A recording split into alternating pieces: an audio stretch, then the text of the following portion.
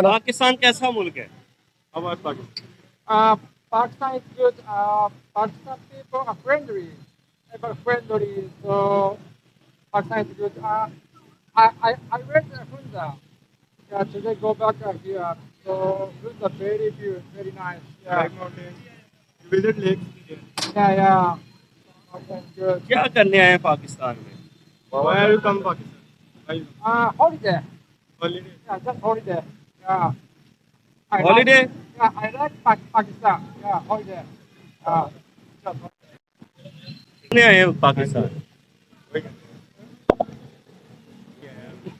घूमता फिर के आए हैं? Yeah, Hunza is good. North area is good. Very good. Nice view. Yeah. So,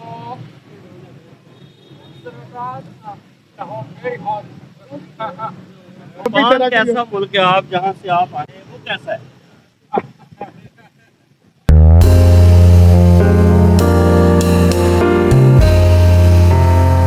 नाजरीन, ये मुझे एक जापानी आदमी सड़क पर चलता फिरता नज़र आया, वो भी लाहौर की सड़कों पर।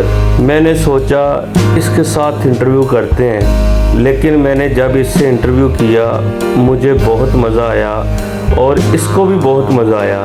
मैंने इसके मुल्क के बारे में पूछा और मैंने अपने पाकिस्तान के बारे में पूछा, तो इसने बहुत खुशी से और बहुत अच्छे जवाब दिए।